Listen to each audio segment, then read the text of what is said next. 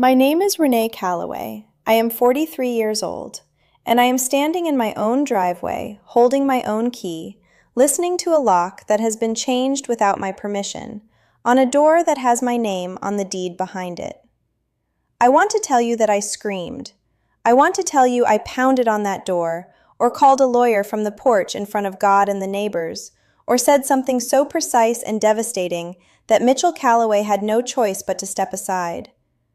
But what I actually did was stand there for 63 seconds. I counted them later. I went back through the afternoon in my head, second by second, and I counted 63 of them during which I simply stood on my own front porch and could not move. 63 seconds is a long time when you are trying to understand something your body already knows. I'm going to tell you how I got there. I'm going to tell you all of it. The 5 years, the lottery, the folder Mitchell held up like evidence of something, and the one thing I had in my trunk that he never thought to ask about. But before I do, I need to ask you something. If you have ever opened your door to someone because you loved them, and watched that generosity quietly become the architecture of your own problem, stay with me. Hit that like button, subscribe so you don't miss a single part of this, and share this with someone who needs to hear that being kind does not make you stupid. And tell me in the comments where you're watching from and what time it is there. I love knowing who's on the other side of this. Now let me take you back to the beginning. I grew up in Bowling Green, Kentucky, in a house that taught me two things before I was old enough to choose whether to learn them. The first was that need was something you managed quietly. You did not perform it, you did not explain it, and you did not, under any circumstances, let it become someone else's burden. My mother, Patty, cleaned rooms at a motel on the bypass for 22 years. My father, Earl, fixed lawnmowers and sold firewood and never once complained, even when there wasn't enough of either to make it matter. I was the oldest of three, which meant I understood the math of a household before I understood long division. You figure out what there is, you divide it. You don't take more than your share. You especially don't take more than your share. The second thing that house taught me was what it feels like to watch someone else absorb what should have been yours. Not in a dramatic way. Not in a way anyone would call unfair if you described it at the dinner table. Just the small, steady arithmetic of a family where one child gets assumed capable and another gets assumed fragile, and over years, those assumptions become gravity. I was the capable one. I learned to make that mean something. By the time I was 11, I could run our household budget in my head. By the time I was 16, I was the one talking to the landlord when my parents couldn't. The year I turned 11, we lost the trailer. A bad loan, a missed payment, a sequence of events that felt sudden but probably wasn't. We stayed in my aunt's basement in Russellville for 8 months. I shared a pull-out sofa with my sister. I never said a word about it to anyone at school, but I made myself a promise in that basement, the kind you make so quietly that even you almost don't hear it. I was going to own something with my name on it, something that nobody could take. I kept that promise. It took me longer than I planned, and it cost me more than I expected, but I kept it. I went to Western Kentucky University on a partial scholarship and 2 part-time jobs, one at a copy center, one at a diner on weekend mornings. I studied accounting because numbers made sense in a way that people sometimes didn't. I graduated at 26 and spent the next 4 years paying off my student loans in extra payments bi-weekly, while most of my coworkers were buying boats. At 31, I was debt-free. At 33, I married Gary Calloway, who was quiet and steady, and who looked at me, I always thought, like he was relieved to have found someone who didn't need to be managed. He worked HVAC. He was good at it. We weren't rich. We were solid. We bought the house together, a 3-bedroom on a quiet street, nothing fancy, with a backyard that needed work and a kitchen that needed new countertops, both of which we did ourselves over 2 summers. When Gary died at 38, suddenly, a cardiac event, a Tuesday morning, I paid off the remaining mortgage with his life insurance policy and sat at the kitchen table for 3 days, not entirely sure what I was supposed to do with the rest of my life. But the house was mine, paid, my name on the deed. That was not nothing. That was the promise I made to myself in a basement in Russellville when I was 11 years old. If you've ever made yourself a promise that quiet and then had to hold it through something that hard, I think you know exactly what I mean when I say the house wasn't just a house. And if you're just joining this story and something about that already feels familiar, take a second and hit like, subscribe so you get every part of this, and share it with someone who's been keeping a quiet promise of their own. Drop in the comments where you're watching. I'll be reading. Now let me keep going, because this is where it gets complicated. 14 months after Gary's funeral, his younger brother Mitchell called me. He and his wife Sandra and their son Cody, 29 years old, still finding himself, which is a phrase that had already been in use for about 6 years, had run out of road. The business Mitchell had tried to start had failed. Their apartment lease was up. Sandra had been between jobs since the dental practice she worked at closed. They had nowhere to go. Mitchell said it simply, "We got nowhere else to go, Renee." I said yes. I want to be honest about why. I said yes because Gary would have wanted me to, which was true. I said yes because I was lonely in a way I hadn't named yet, which was also true. And I said yes because I am the person who says yes.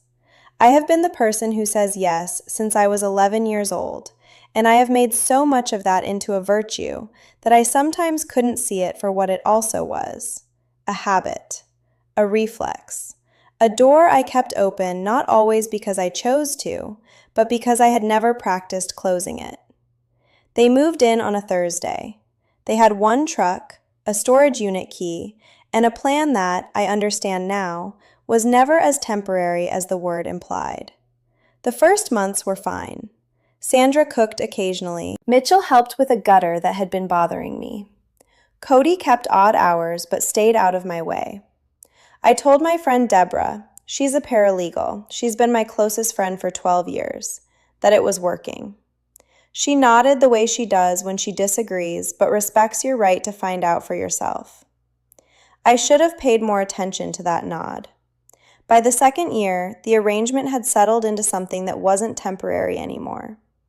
Mitchell and Sandra had taken the main bedroom, the one I had moved out of after Gary died because I couldn't sleep in it alone. I had moved into Gary's old home office at the end of the hall, the small room, and I told myself it was fine because I was the one who left early and came home late and didn't need the space. The utilities were in my name. The house was in my name. I had never asked them for $1 of rent because they didn't have one to give, and I wasn't able to be that person. Year 3, I noticed Mitchell had a new laptop. Year 4, I heard him on the phone, a snippet, nothing I could parse, talking about persistence, about when it comes in. I filed it away and went back to my spreadsheet. I should have opened a new tab. The thing about living with people who are slowly rewriting the story of your generosity is that it doesn't happen in one moment you can point to. It happens in increments. A comment here, a rearrangement there. The way Mitchell started referring to the house as the place, not my place, not Renee's place, just the place, as if it were a neutral location that happened to contain all of us equally. The way Sandra repainted the main bedroom without asking, a dusty rose, a color I would never have chosen, and mentioned it only after, casually, the way you mentioned something that was never anyone else's decision to make. I noticed these things. I am an accounts payable specialist. I noticed discrepancies. But I had built such a complete internal case for why these things were small that I had nowhere to put the noticing. So I kept it in a file I didn't look at. What I did not know, what I had no way of knowing, was that Mitchell had been buying lottery scratch tickets for 6 years. Not occasionally, systematically. $80 a week, every week, at the same gas station on Scottsville Road, the one with the busted pump on the far left that he always avoided. He had a method. He had a log. He had, I later found out, a specific time of day he believed was luckier than others, which is not how probability works, but which tells you something about the particular shape of his hope. On a Saturday in March, while I was at my sister's place in Murfreesboro for the weekend, she makes a pot roast on the second Saturday of every month, and I have been going since Gary died, because some routines are the only thing that make grief feel like something you can schedule. Mitchell drove to the regional lottery redemption office on the far side of town and cashed in a ticket worth $1.4 million. Lump sum, after taxes. He sat in the car with Sandra for 40 minutes before driving home. She told me this later, much later, in a context I wasn't expecting. She said he didn't say anything for the first 20 minutes. He just held the check stub and looked at the dashboard. And then he said, "Now we can do things right." She said she knew immediately what he meant. And she said she didn't ask him to say it differently. I want to pause here because this is the part of the story where I think you understand something I didn't understand until much later, which is that Sandra knew. She knew what "do things right" meant. She had heard the version of this story that lived in their bedroom at night, the one about how the family home shouldn't belong to a widow who wasn't even blood, the one about how Gary always got more than his share, the one that had been building pressure for years and years behind the dusty rose walls she had chosen without asking me. She knew. She went home, and she packed a bag, and she did not say a word to me. I think about that a lot. The specific texture of that silence. Because if you have ever trusted someone enough to open your home to them, if you have ever been the person who said yes when it would have been easier and more sensible to say no, then you know that the silence of someone who knew is a different kind of hurt than the action of the person who did it. It's lonelier. It lives in a different room. Have you ever trusted someone with something you couldn't take back? Your home, your time, your patience? And then realized they were somewhere else entirely the whole time, having a completely different conversation about you that you were never invited to? Leave it in the comments. I want to know. Because that question sat in me for months, and I still don't entirely know what to do with it. Mitchell spent the following week making calls. I was at work. I come in at 7:30, I leave at 5:30, sometimes 6, and I eat lunch at my desk because the reconciliation reports don't finish themselves, and nobody is going to notice the error in vendor account 4471 unless I do. While I was doing that, Mitchell hired a locksmith, Cash. He did not give the locksmith the address until the day of the appointment. He scheduled the change for a Friday afternoon, knowing I wouldn't be home until nearly 6. He also, in that week, went back to the bar where he'd been talking to a man named, I am not going to give him a name because he does not deserve one in this story, a retired car dealer who had once been in a property dispute and now considered himself an expert in real estate law. This man told Mitchell with great confidence that because he had lived in the property for 5 years and made what he called improvements, he had a legitimate claim, something called adverse possession. He said it like it was a key. Mitchell believed him.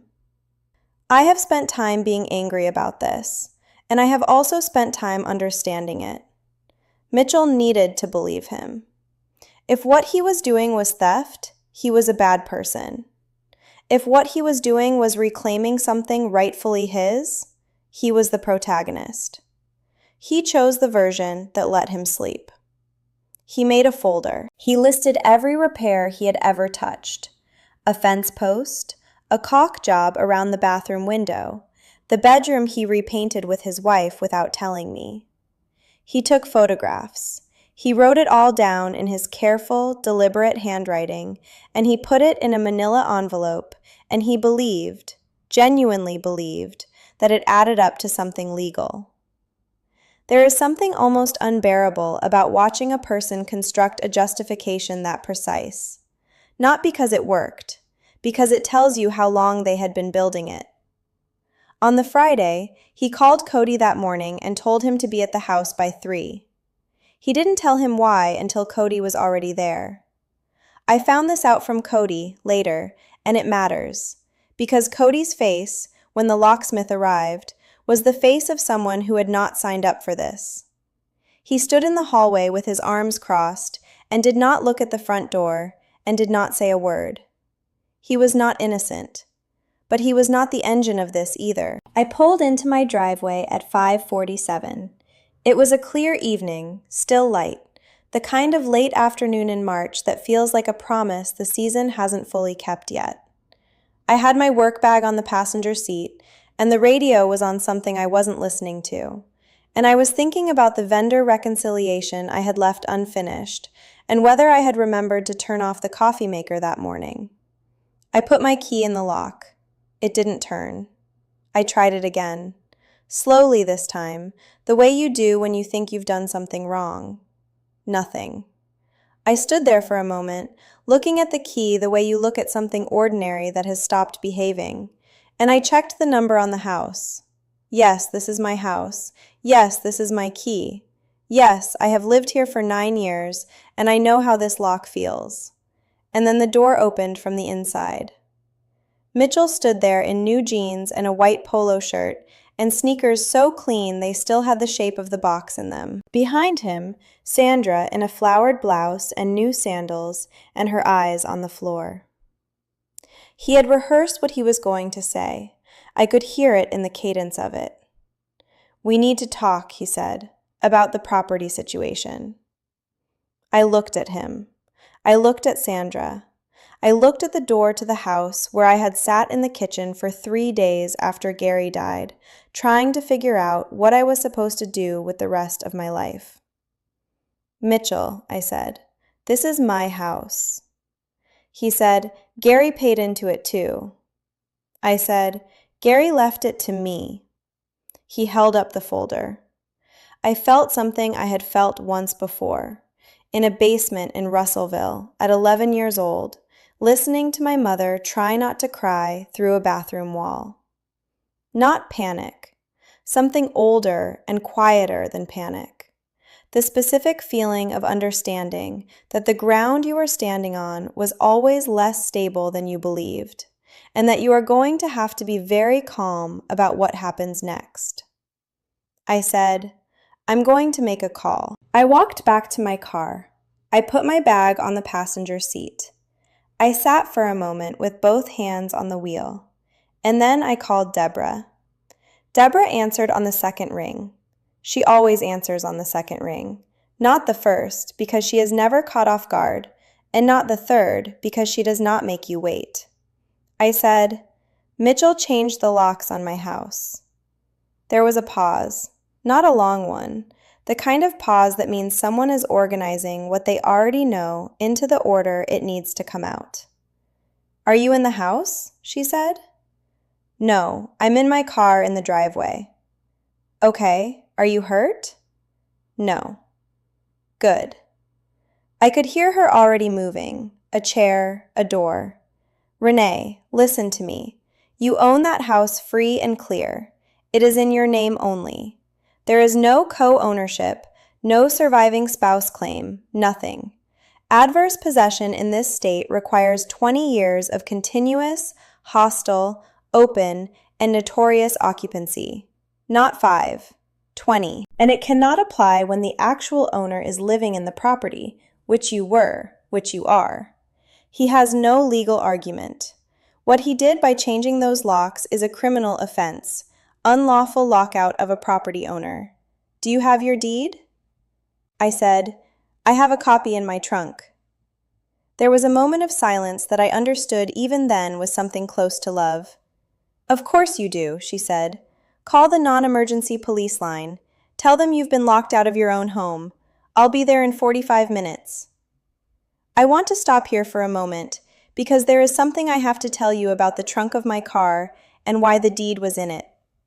When I was 11 years old and my family lost the trailer, the thing that undid my mother most, more than the eviction itself, more than the basement, more than the 8 months on the pull-out sofa, was that my parents couldn't find their copy of the lease.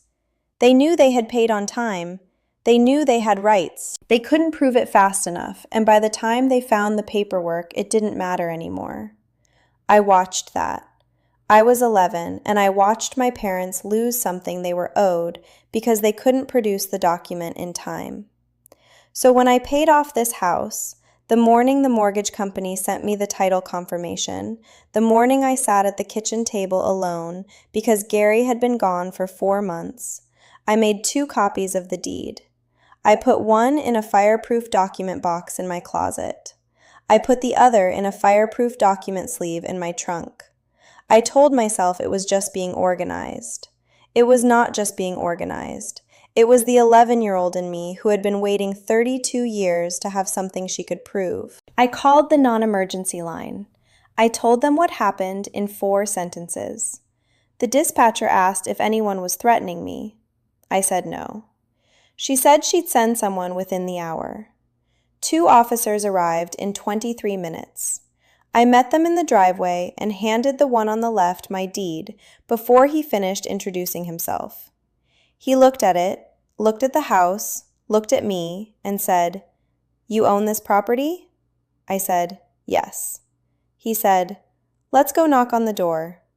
Mitchell opened it like he was expecting a different outcome. He had the folder ready. He held it up. The officer, patient, unhurried, the way people who have seen everything are unhurried, took the folder, read the first page, flipped to the second, and handed it back. "Sir," he said, "this is not a legal document." Mitchell said he had been told he had rights. He said 5 years, improvements, his brother's house, the family. He said it the way people say things when the architecture of the argument is collapsing and they are trying to hold up the walls with their hands. The officer said, "You are a tenant with no lease agreement. The owner of this property has asked you to vacate. I need you to step back inside while we assist her in re-entering." Mitchell looked at me then. Not with anger, with something more complicated than anger. With the expression of a man who has played out a scene in his head so many times that the actual scene, arriving differently than expected, doesn't compute. He looked at me the way you look at a person when you realize the story you told yourself about them was missing something important.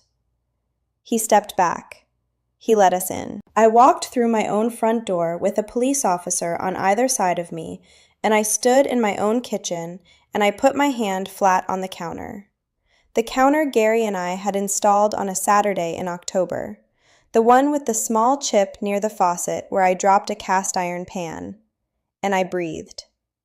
And here is the thing I want you to sit with, because this is the part that undid me in a way the lock change itself did not. The house smelled the same.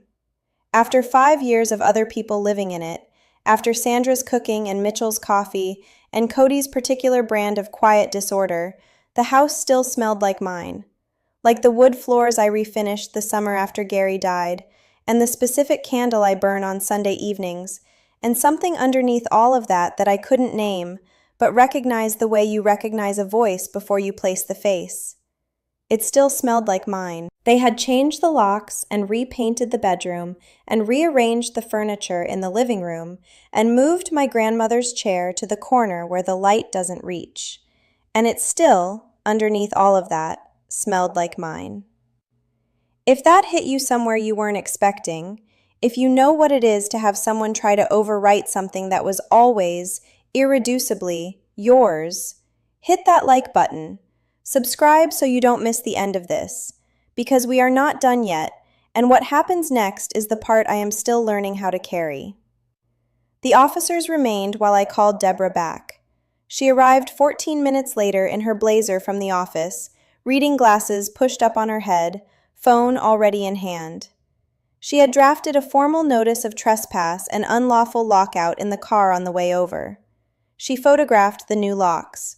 She photographed the door frame. She photographed Mitchell's face, and then she photographed the folder he was still holding, and she said, "We'll file Monday. You have a strong civil claim on top of the criminal complaint." unlawful lockout, statutory damages, attorney's fees. He did you a favor, in a way. He created a paper trail that ends at your deed. Mitchell stood in the living room while this happened. Sandra sat on the couch she had picked out for a house she did not own, and I couldn't help noticing, because I notice things, that she was holding her own hands in her lap very tightly. Not crying, something adjacent to crying that she was not going to let become crying. Cody was in the back bedroom with the door closed. The officers informed Mitchell that he and his family would be permitted to gather their personal belongings and that they had 72 hours to vacate the property, to be completed under police supervision. Mitchell said he wanted to talk to a lawyer. The officer said that was his right and that the deadline remained. Mitchell looked at me one more time before the officer directed him toward the hallway. And this is the part I was not prepared for. The part that doesn't fit cleanly in the version of this story where he is simply the villain and I am simply the wronged party. He looked at me, and for just a moment, behind the rehearsed confidence and the new polo shirt and the absolute collapse of the legal case he had constructed out of hope and bad advice, I saw Gary's brother. I saw the man who came to Gary's hospital room and sat for 3 hours without speaking, and held my hand in the parking lot afterward and said nothing because there was nothing to say. I saw that person, and then I looked away. That is the part of justice nobody tells you about, that it doesn't arrive clean, that you can be entirely right and still feel the weight of the person on the other side of it, that winning and grieving can occupy the same moment in your chest without either one canceling the other out. I went back to the kitchen and stood at the counter, and I let myself feel all of it, the rightness and the grief and the tiredness and the thing underneath the tiredness that I would only recognize later as the beginning of something settling.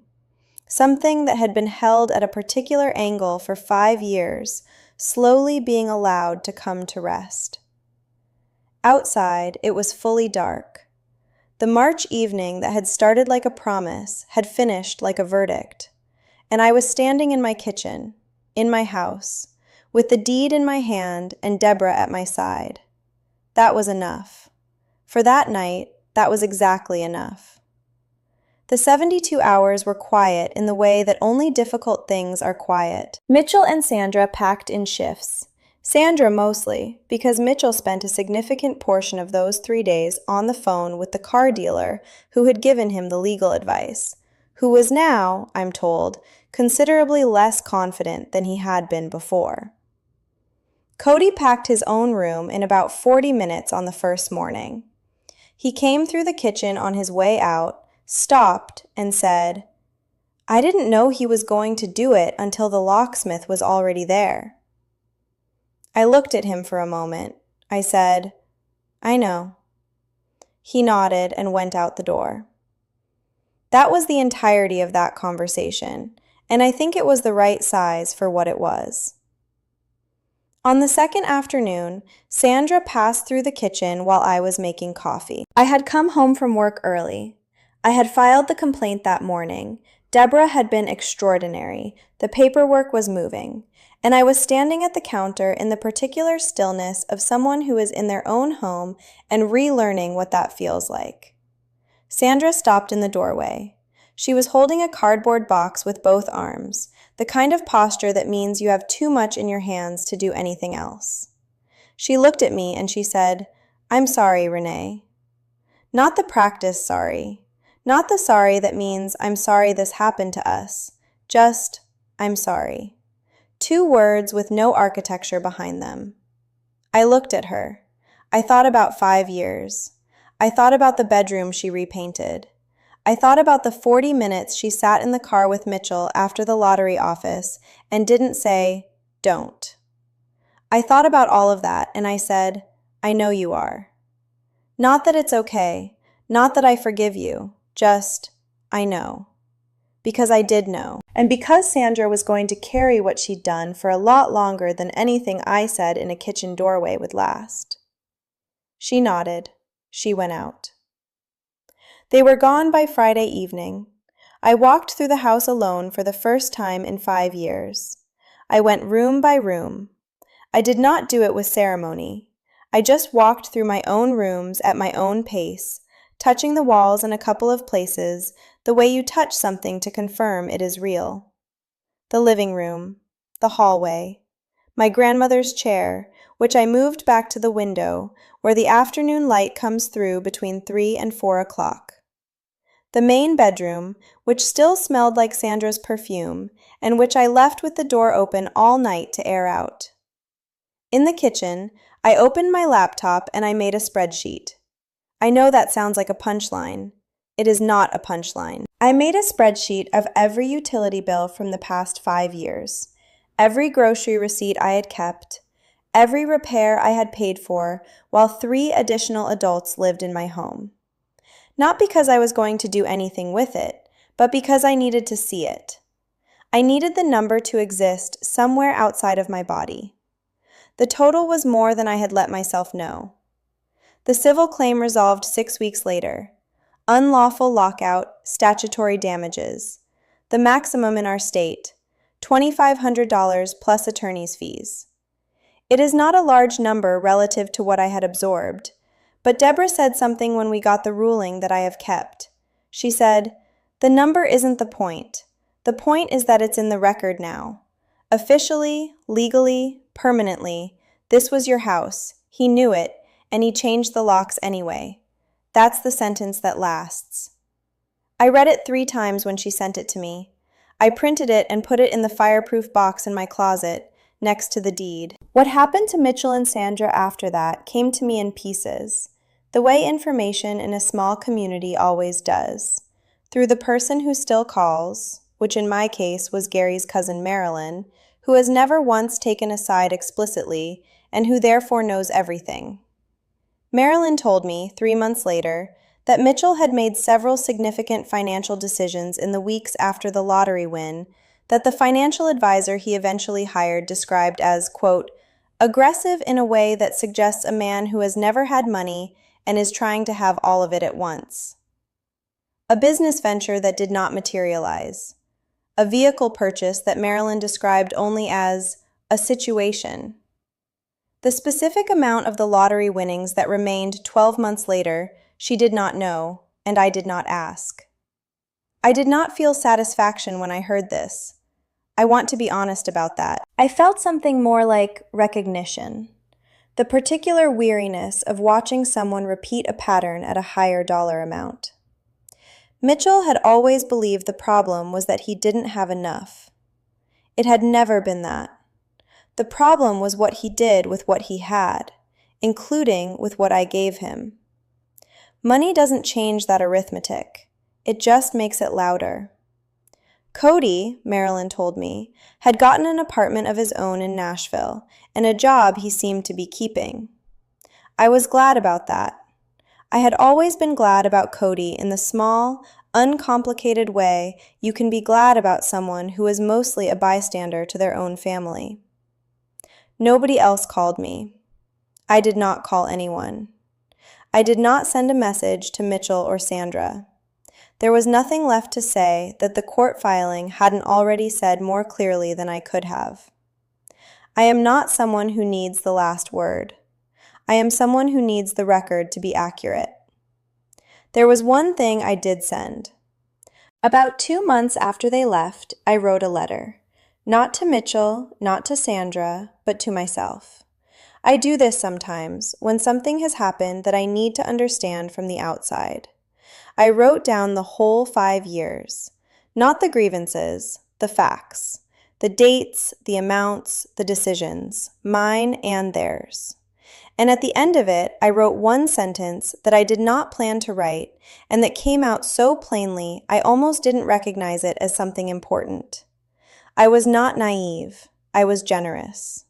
Those are not the same thing, and I will not let anyone, including myself, confuse them again. I read it to Deborah on the phone that evening. There was a pause, and she said, "That's the one." Just that. That's the one. Which is how I knew it was true. The main bedroom is slate blue now. I painted it myself on a Saturday in September, the windows open, a playlist I've been building for 2 years on the speaker in the corner. It took most of the day. I did the trim twice because the first pass wasn't right, and I am someone who does the trim twice when the first pass isn't right. By evening, the room smelled like new paint and September air, and something underneath that I would call my own if I were the kind of person who said things like that out loud. I sleep in there now. Every night. In the room that has my name on it, in the house that has my name on it, in the life that has always, even when I forgot to act like it, been entirely mine. My name is Renee Calloway. I am 43 years old. And the thing I know now that I did not know on that Friday evening in March when I stood on my own porch for 63 seconds is that I was never locked out. Not really. I had the deed in my trunk. I had Deborah's number in my phone. I had 32 years of practice knowing what was mine and being able to prove it. The door was always going to open. I just needed 63 seconds to remember that. Before you go, I want to ask you something. In your life, has there ever been a moment when you realized that the thing someone tried to take from you was the exact thing that proved they never had any power over you to begin with? I think about that a lot. I think about the 11-year-old in the basement who decided she would own something, and the 43-year-old in the driveway who already did. Leave your answer in the comments. I read every single one, and I mean that. If this story stayed with you, if something in it felt like something you've been carrying, hit that like button, subscribe so you're here for the next one, and share this with someone who needs to hear that being the person who opens the door does not mean you have to keep it open forever. Thank you for being here. Thank you for listening all the way to the end. I'll see you in the next one.